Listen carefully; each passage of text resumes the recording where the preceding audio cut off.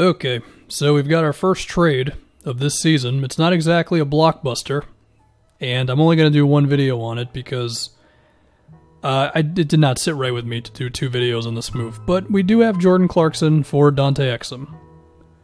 Utah is basically saying, you know what, Dante? We gave you time. Unfortunately, you've had a lot of injuries. We gotta get a right-now type of player. Is Jordan Clarkson that player? Well, that is something we're going to talk about here. I'm a little concerned. I did bring this video up, or this trade up in a video like a week ago, even that I wasn't super confident about the move, but it was like, I could see it. And, well, I guess Utah, they're all in on this this move. For the sake of Cleveland, you know, I don't think Clarkson was in their long-term plans. They got 2 second-round picks, and Exum could be good. You know, you're basically guaranteeing yourself a couple picks, and you got a guy who could be something for you. And yeah, I think we should start with Utah. I mean, the hope is that Clarkson can do stuff on and off the ball. His three-point shooting has been solid this season. It's like 37% on 5 a game. His shot selection in general has improved this year. He's taking less mid-rangers, and that's the hope, right? That he comes onto this Utah team and he flows within their offensive system, and he gets handoff plays, and he benefits from some off-ball screens and stuff, and he can just kind of make simple plays. You know, the hope with the Quinn Snyder offense is that the game is a little complex when it comes to moving off the ball, but once you actually have the ball in your hands, it's pretty simple because there's not a whole lot of options. It's basically, oh, you've got an open lane because of the handoff play you just got, things like that, right? So you hope that Clarkson is ready to do all that, and he's ready to not just have the ball in simple pick and rolls all the time, although I'm sure that'll happen sometimes.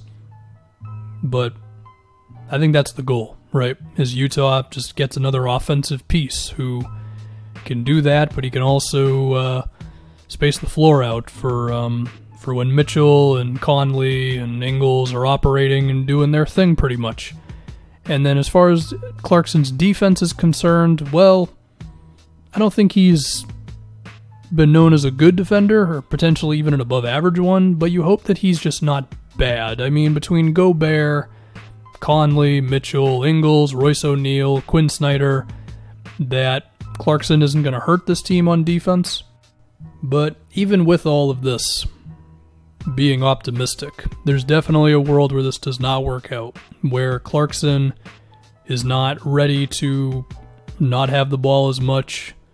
He's not ready to play in a system that asks him to do a little bit more off the ball, because you have to think he's going to be moving a little bit more and not just running simple plays all the time.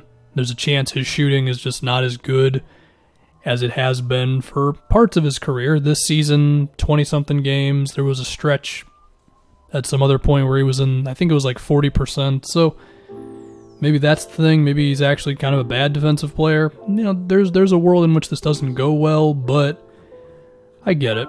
You know, Utah, they need a little bit more offensive stuff. They need some more things to go to off the bench, and you hope that Clarkson can be that. And is there a chance Clarkson could even have some lineups with the starters? Maybe. I mean, for all we know, replacing Royce O'Neal with Clarkson, not in the starting lineup, but in various lineups throughout the game, maybe that really goes a long way with Utah's offense in some way. I mean, I wouldn't really think so, but it could potentially, you know, if he's really hot from 3 or something.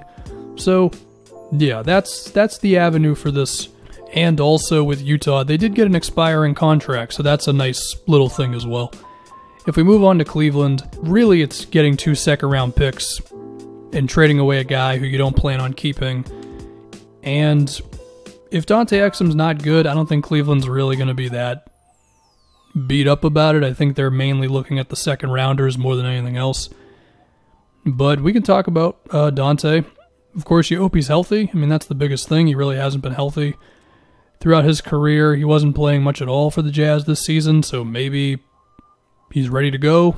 I mean, we hope that he can be this big guard who can do some stuff off the dribble and be a versatile defender and be able to, like, be a good transition guy, and maybe he's a shooter. We don't know. His shooting hasn't been very good, but again, he hasn't really had the opportunity to show much of anything in the NBA, if you ask me. So, can Cleveland be something for him? Well, Thompson and Kevin Love could set some screens for him. Who knows how long those two are really going to be here for.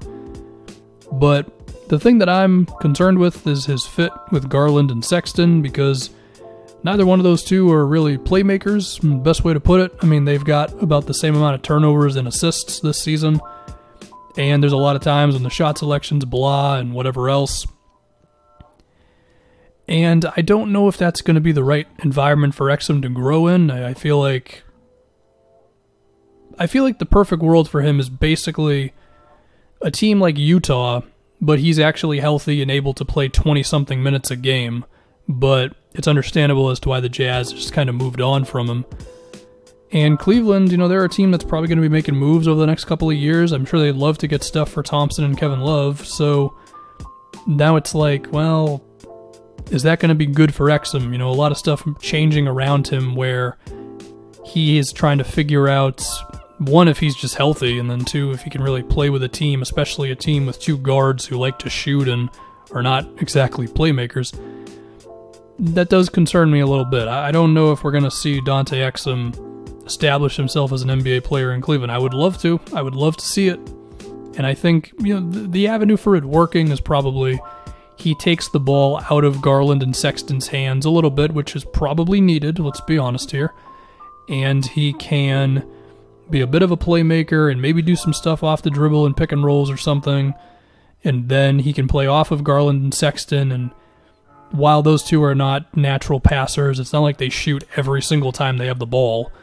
So maybe if defenses dare him to make some threes, maybe he actually makes some, or maybe he can attack off of closeouts and just kind of attack the rim as much as possible, and then he can hopefully get some stuff in transition, although I don't think Cleveland's going to be getting a whole lot of stops, even if I believe that Exum does have some defensive potential. I mean, he's 6'5", 6'6", about a 6'9" wingspan. There's definitely room for him to be a good defender who can defend a few positions, but the biggest thing is still he's got to be healthy. That is the biggest thing, and there's a chance that any Dante Exum talk just doesn't really matter because he's not able to actually play. So that's it. That's all I pretty much got on this move. Again, Utah is getting an expiring who they think can help him out right now. Maybe Clarkson can do it, maybe he can't. And in the case of Cleveland, they got a couple seconds for a guy that they don't see in their long-term future. And maybe Exum can help him out on the actual floor. And if he can't, I don't think Cleveland's really going to be freaking out about that. So that's pretty much it. That's our first move. It's nothing too crazy, but it's a move, and I think it's worth talking about. So that's it.